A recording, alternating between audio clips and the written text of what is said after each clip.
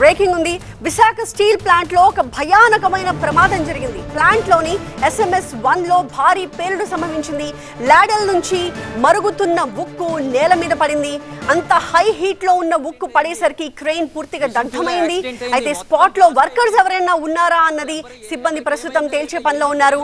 కానీ చాలా మందికి గాయాలైనట్టుగా ప్లాంట్ నుంచి ప్రాథమికంగా సమాచారం అందుతోంది.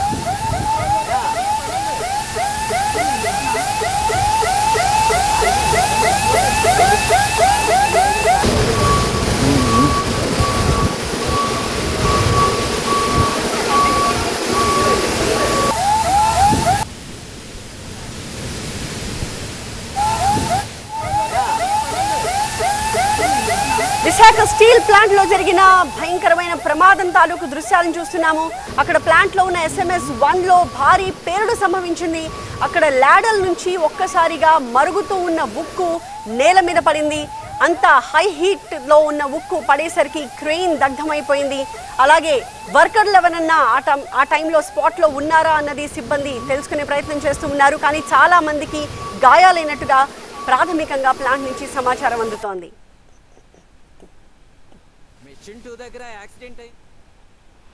మా ప్రతినిధి ఖాజా దీనికి సంబంధించిన డీటెయిల్స్ అందిస్తారు. ఖాజా, ఏంటి అసలు ఎందువల్ల జరిగింది ఈ ప్రమాదం? అధికారులు ఏం చెప్తున్నారు? ముందుగా సిబ్బంది అందరినీ కూడా ఇవాక్యువేట్ చేశారా, చేయగలిగారా?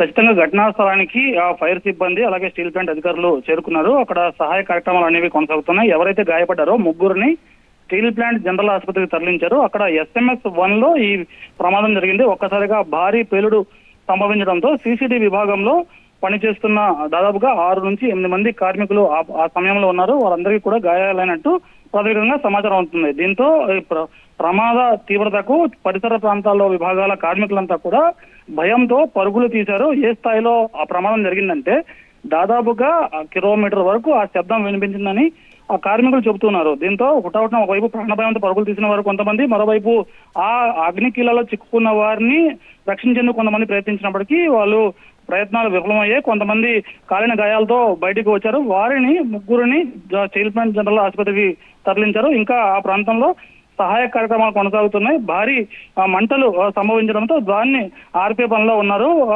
ఈ మంటల దాడికి అక్కడ ఉన్న భారీ క్రేన్ కూడా దగ్ధమైనట్టుగా చెప్తున్నారు. ఆ ప్రమాదం జరిగిన సమయంలో ఆ ప్రాంతం అంటే CCD కంటిన్యూ కాస్టింగ్ డిపార్ట్మెంట్ అంటారు. అక్కడ ఉక్కు అనేది లిక్విడ్ రూపంలో వచ్చి ఒక తయారవుతుంది. బకెట్ లాగా ఉంటుంది. అందులో ఈ ద్రవ ఉప్పు ఉంది. ఒకసారిగా ద్రవ ఉప్పు అనేది నేలపాలు కావడంతో భారీగా పేలుడు సంభవించి ఈ ప్రమాదానికి కారణమైందని ప్రాథమికంగా అంచనా వేస్తున్నారు. ప్రస్తుతానికి అక్కడ భారీగా మంటలు ఏదైతే ఎగసిపడుతున్నాయో వాటిని ఆర్పేందుకు ప్రయత్నిస్తున్నారు. మరోవైపు గాయపడిన వారిని ఆసుపత్రికి తరలించారు. ఇంకా ఎవరైనా మంటలో చిక్కుకున్నారా దానిపై ఇంకా verify. Right, thank you Khaja. So అది వైజాగ్ స్టీల్ ప్లాంట్ లో జరిగిన ప్రమాదం తాలూకు దృశ్యాలు ఇవి. అయితే దీనికి సంబంధించిన కంప్లీట్ డీటెయిల్స్ మనం 6 o'clock బులెటిన్ లో ట్రాక్ చేయబోతూ ఉన్నాం.